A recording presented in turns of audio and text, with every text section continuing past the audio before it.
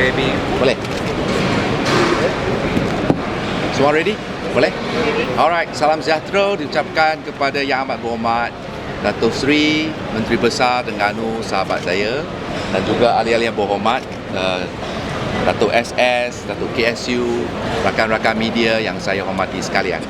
Pada petang yang penuh bahagia ini adalah saat yang bersejarah, di mana KPKT telah pun meneruskan jelajah sentuhan kasih KPKT ke negeri Terengganu Darul Iman yang sangat berdua.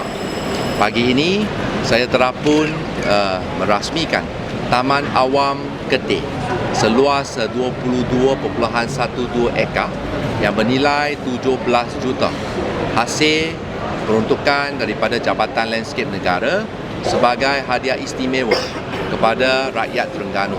Dan kini telah menjadi satu tarikan yang sangat popular dan tempat yang amat seronok untuk beriadah bersama dengan ahli-ahli keluarga, selaras dengan slogan kita, Badan Sihat, Minda Jegas. Dan pada petang ini sekali lagi kita menyaksikan sejarah di mana dengan peruntukan 70 juta ringgit dari Kerajaan Persekutuan dan atas kerjasama Majlis Bandaraya Kuala Terengganu, Datuk Bandar dan Kerajaan Negeri, kita berjaya bersama-sama membangunkan the latest iconic landmark of Kuala Terengganu, di mana lebih kurang 700 orang pekedai akan mendapat manfaat daripada projek pembangunan semula Pasar Payang, kompleks Pasar Payang ini. Selain daripada itu, petang ini KPKT dengan dalam program sentuhan kasih telah pun memberikan 1.5 juta ringgit sebagai permulaan program Bandar Selamat kepada 3 buah PPT di Terengganu, termasuk Majlis Bandaraya Kuala Terengganu, Besuk dan juga Marang. Ini menjadikan jumlah sentuhan kasih pada hari ini, pada 28 hari bulan Februari, berjumlah 88.5 juta ringgit. Dan saya anggap 88.5 juta ringgit ini merupakan satu titik permulaan. Dan seperti yang dicadangkan oleh Yang Amat Berhormat Menteri Besar, kita akan terus menjalin hubungan kerjasama yang erat, di mana dalam siri saya meneruskan sentuhan kasih, saya akan datang kembali lagi untuk membawa berita-berita baik. Tapi setakat hari ini sebagai titik permulaan, 88.5 juta sebagai hadiah istimewa kepada Terengganu Darul Iman. Okay. So jelas semua? Soalan? So kita jangka bila pasar ni akan start beroperasi? Pasar ni hari ini telah pun diserahkan secara rasmi kepada Majlis Bandaraya Kuala Terengganu. Bila pasar ni beroperasi, jika ikut saya, jika boleh, sebelum Hari Raya Aidilfitri, supaya peniaga-peniaga ni dia dapat mengambil peluang untuk mendapat pendapatan. Tapi tarikh ni saya rasa saya berserah kepada Yang Amat Berhormat Menteri Besar dan juga Datuk Bandar. Datuk Bandar hari ini sangat gembira, akhirnya impian jadi kenyataan. Kita menaruh harapan yang tinggi. Cuma daripada segi penjagaan, kita haraplah sini ini kebersihan seperti dikata oleh Amat Berhormat, tandasnya wajib bertaraf BMW, bersih, menawan dan wangi. Jika tidak, dasar kita memang sangat jelas. Mulai 1 hari bulan Januari, jika tandas kotor, lesen perniagaan akan dibatalkan. Bagi peringkat Majlis Perbandaran, mulai 1 hari bulan Januari tahun 2025, Majlis Daerah 2026. Kebersihan sangat penting kerana kebersihan adalah sebahagian dari keimanan. Itu adalah tanggungjawab kita untuk menjaga kebersihan. Tiada dalih, tiada alasan. Siapa yang kotor, saya mohon maaf, lesen perniagaan akan dibatalkan.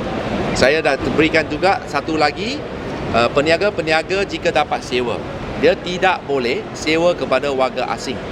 Tahun lepas KPKT telah pun melancarkan 1,869 operasi.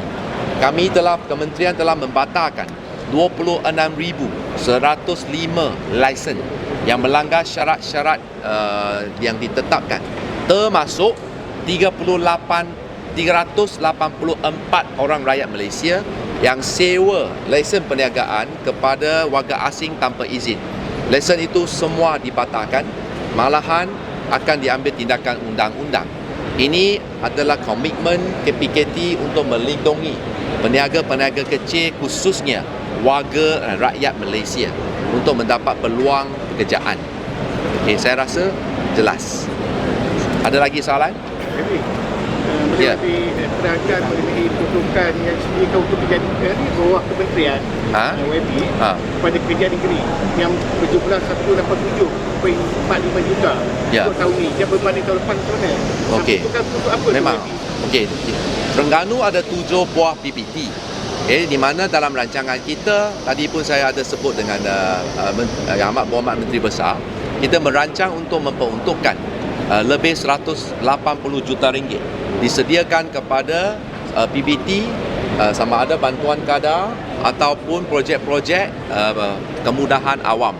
Ini adalah satu peningkatan yang amat ketara, lebih tu 24% jika dibandingkan dengan tahun-tahun yang lepas. Dan kita jangka setelah peruntukan ini berjaya dibelanjakan dengan sempurna, di mana PBT dalam negeri Terengganu akan melaksanakan lebih daripada 350 projek kemudahan awam, termasuk Taman Rekreasi Madani, tandas-tandas awam bertaraf BMW, pasar-pasar yang indah, cantik dan mesra pelanggan, dan lain-lain lagi. Okey. Yang 88.5 juta tu untuk yang Bandar Selamat tu untuk Terengganu saja ke seluruh negara? Bukan, 88.5 itu kiraan ini 70 juta ini pasar ini.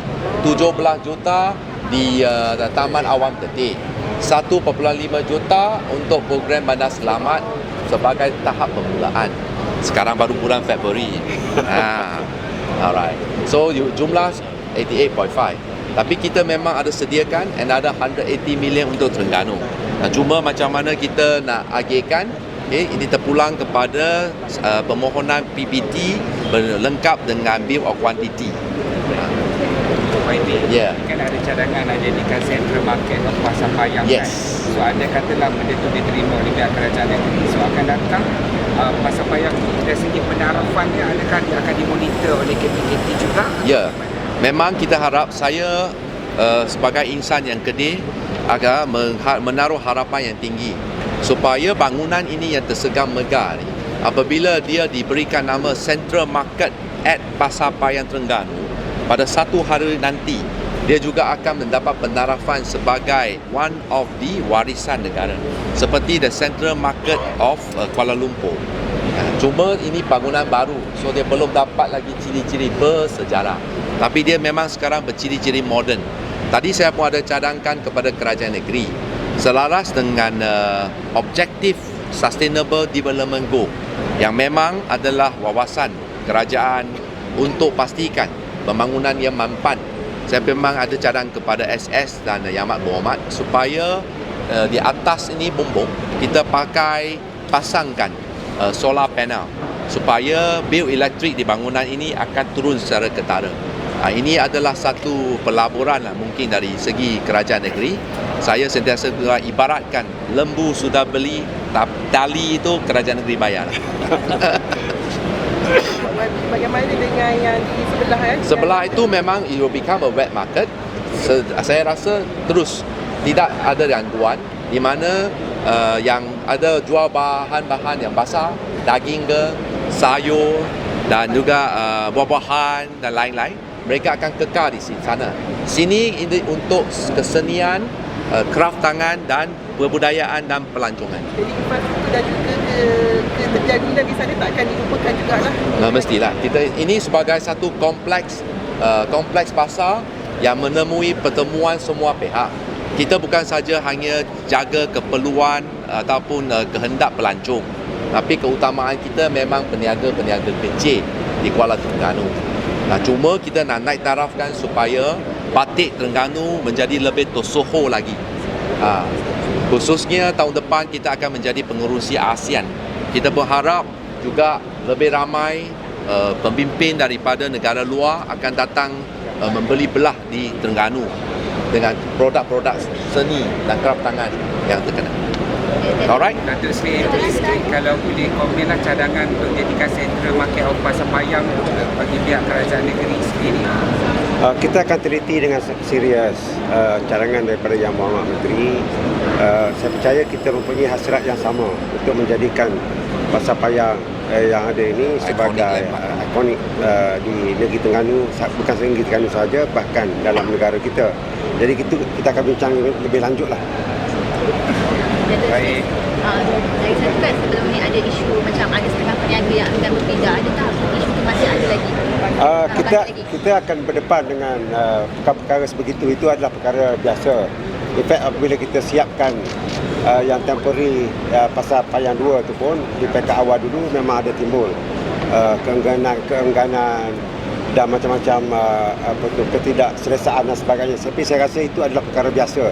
Kita mula-mula masuk rumah, barang-barang perabot pun tak ada lagi. Jadi tentulah dia akan mengambil masa. Pasal mula-mula tidur atas tilam atas lantai dulu, lepas tu barulah kita tengok supaya semua akan rasa selesa dalam waktu yang secepat mungkin. Tapi Datuk Seri ada yang tak nak berpisah. Ada yang berniaga makanan pun nak pindah ke sini juga. Tak apa, kita bincang.